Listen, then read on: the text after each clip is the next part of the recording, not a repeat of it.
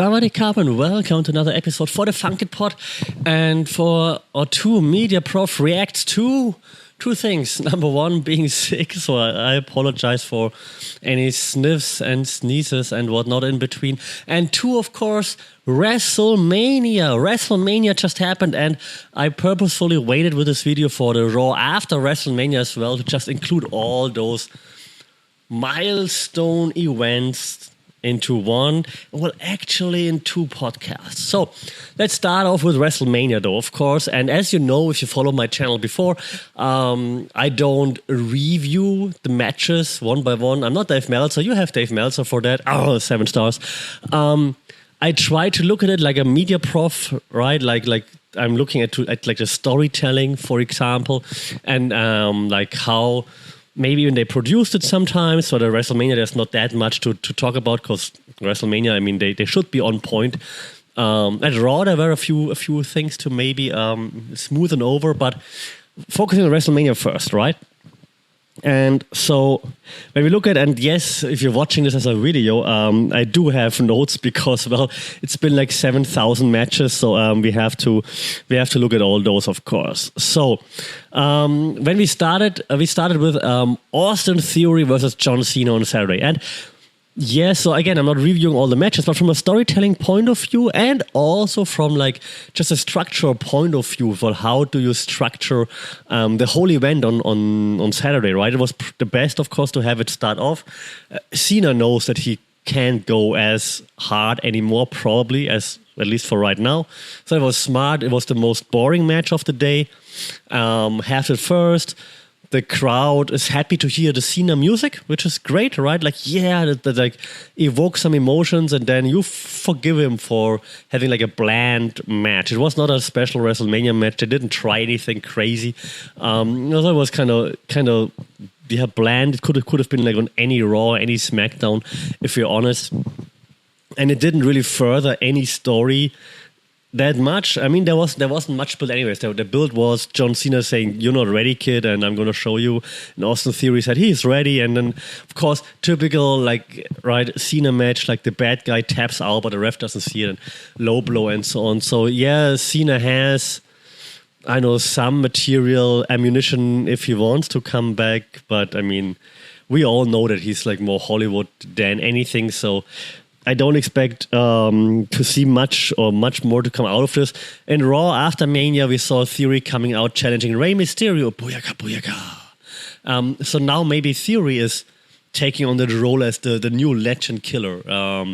Like he talked about adding another name to the list, and he did. So fair enough. So maybe that's what he's doing now. And the cool thing, I think, is he embraces the heel role, like, well-ish now.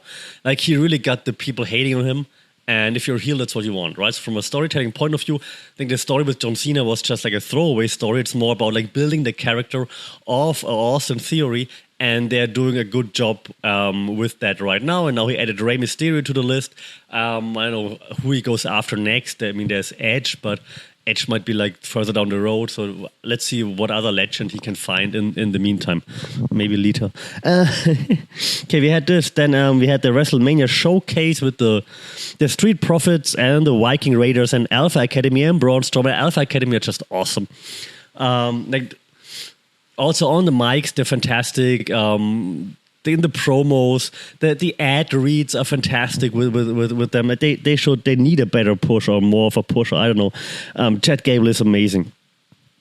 Storytelling wise, of course, it's just like lots of high spots, high fly, Street Profits picking up the victory so that they stay in the main event picture, in the title hunt picture, obviously on Raw after Mania. And they then challenged Sami Zayn, Kevin Owens for the titles, lost, but like just to establish themselves as like, hey, we're the next big player in the division. Again, storytelling wise, there wasn't much or many stories to be told in the showcase on like a 4-team matchup, but with the Street Profits being the winners and then moving on and saying like, hey, we won and I killed Braun Strowman. I mean, or derailed him.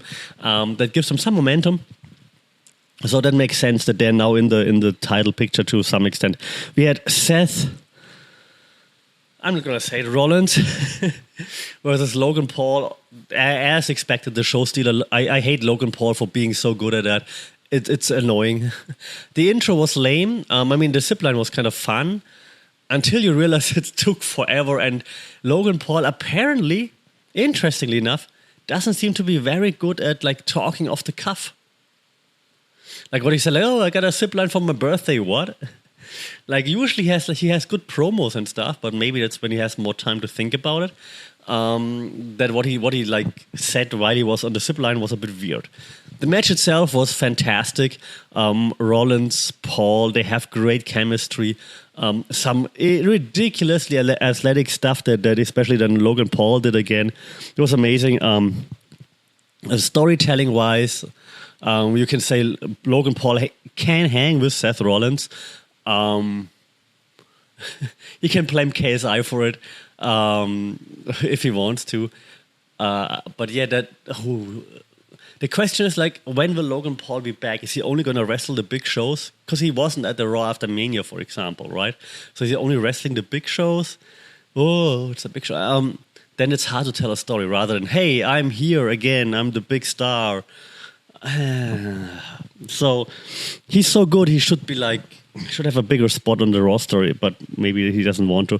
Seth Rollins right back in the main title picture, obviously, if he wants to insert himself. And I do assume that's the plan, to be honest. He tweeted something like, don't forget who's the real one, because he lost to Roman once, but via DQ. So he's the only more or less main event player who hasn't really lost to Roman. So I would assume that there's another push coming there at some point. Yeah, because I mean, he is obviously really, really good. We had Becky Lynch, Trish Stratus, and Lita versus Damage Control, which was a bit, I don't want to say lame, but I mean, Lita doesn't move well, unfortunately. I mean, she's at a certain age, you can't expect that much, of course, but that was tough. Damage Control, yeah. The story, I mean, it's also worth to be noted that apparently like Bayley's contract might be up soon if I understood it correctly, so maybe she's not going to be there much longer, who knows. Yeah, the story wasn't really well told there, but it's more like a Trish Stratus showcase with like her head scissors and stuff. It doesn't really further anything besides just Damage Control probably falling apart now. We had Rey Mysterio versus Dominic Mysterio, best match that Dominic ever had so far. Booyaka, 619. Bad Bunny's interference taking away the chain was nice. Also then came to full circle in the Raw after Mania when Bad Bunny was in the audience again. And then Dominic hit him, Bad Bunny hit him back, and then Bad Bunny got really taken out by Damian Priest, a choke slam through the table. Like Bad Bunny, I'm becoming a fan of Bad Bunny. Like, I mean, a super big celebrity taking those bumps, that's kind of crazy. He really is really into it. Like, respect to Bad Bunny. Storytelling wise, I mean, yeah, that's not it. Like, I mean, Rey Mysterio now beat Dominic. Dominic gonna be out for vengeance, obviously. They're gonna run this for another 6 months. He attacked him like after Rey Mysterio lost to Austin Theory. Dominic attacked Rey in the ring again, laid him out. So that's not over, obviously. We're going to see more of that until probably SummerSlam or something, and then maybe we get a passing of the torch there. Let's see. But yeah, so that story continues, which is fine. It's not like the audience was really into it. So yeah, go milk it a little bit more. That's totally fine. SmackDown Women's Championship, Rhea Ripley defeated Charlotte Flair. Lots of people liked that match a lot. I did like the second half of it, maybe. I'm not sure. The first half wasn't that great in my opinion. But it was, again, not judging the matches yet, judging the story, and the story makes sense. You had to pull the trigger on Rhea Ripley now. She was red hot coming into the whole thing. So that was, well done. So all hail the new queen. What also many people mention, like from a storytelling point of view and from a storytelling point of view, actually, like at the end when Rhea Ripley holds up the title and then the camera goes to Charlotte Flair like several times on her face, and she's like, yeah, good one, kid, you got me there. I think with Cultaholic, I heard they're mentioning that as well. So that from a storytelling point of view, it's like, why do you focus on Charlotte Flair so much? It's like, yeah, you got me, but I'll get you back. I'll let you have it now. Like, Charlotte Flair is just not good at acting, unfortunately. Never been. I hate it. She's great at, like, athletic stuff, but she's not good at telling a story and, like, with her face. I'm sorry. We had Pat McAfee defeating The Miz. That was, of course, a throwaway, so there's not much story there. The Miz got defeated by Snoop Dogg later, by Shane McMahon. No, not by Shane, but Snoop Dogg. Acting on the fly with help from the referee. The referee called for the people's elbow, which was great when Shane got hurt. So that was smart. But then the Miz got beat up by he gets beat up by everybody right now, and then he got beat up by the returning Matt Riddle, the Raw after Mania. So there's no story there. Miz is just there to put people over right now, and he does so very, very, very well. The Miz is awesome. The matches were not awesome, but I mean, The Miz is just there to make others look good, and he does it very well, I think. Okay, Tag Team Championship match, KO, Sami Zayn, Usos. Great match. Again, not reviewing the match. Great match. The storytelling was perfection, though. We all knew they're gonna win. Yet, they had us believe maybe the Usos retain. Like when they were beating up on Sami and he was out and they super kicked him like 1,000 times. Like, okay, that's it now. And then they hit the 1D.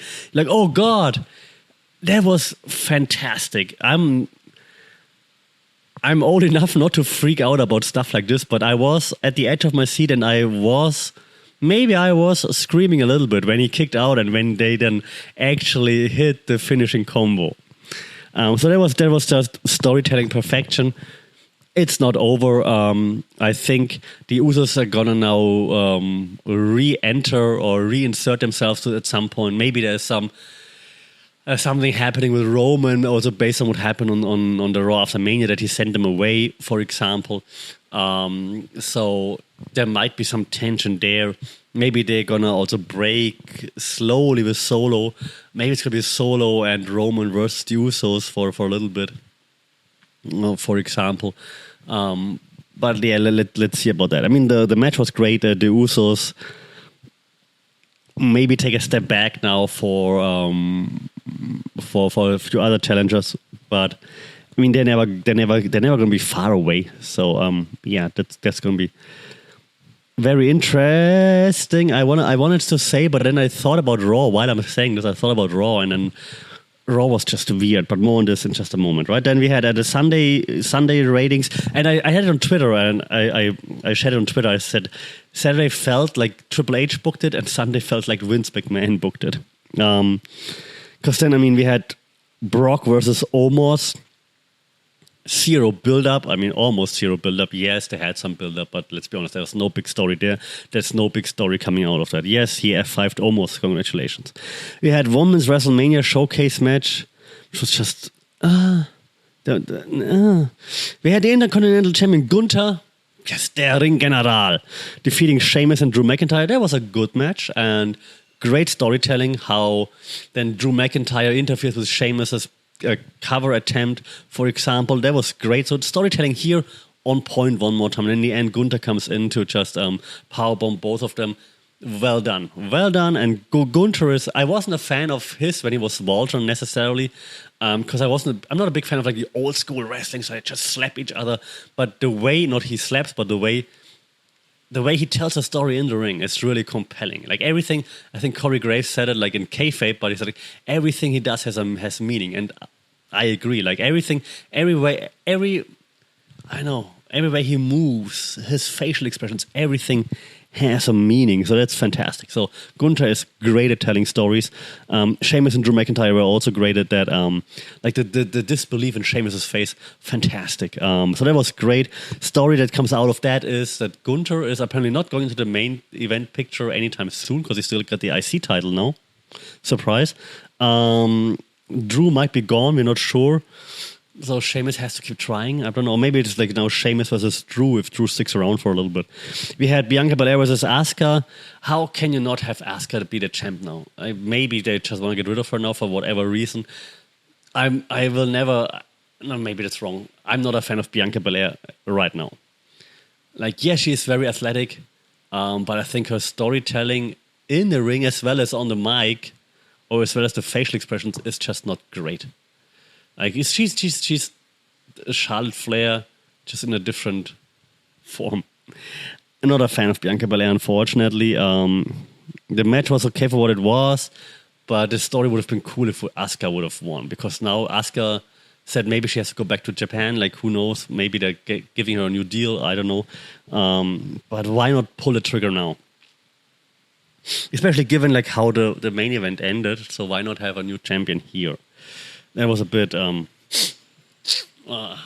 apologies. That was a bit weird in my opinion. Then we had the Snoop Dogg thingy. Smart thinking on the fly by Snoop Dogg, Miz and the ref after Shane got hurt, so it was good. Hell in a Cell Edge versus Finn Balor. Didn't like it at all, to be honest. Like, Brood Edge, but no Brood music, no Brood outfit. Like, just a Brood name. No interference at all by Judgment Day.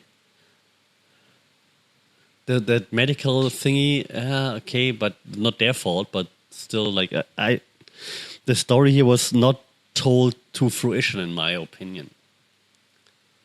And like an easy concerto to finish off the Demon, seriously.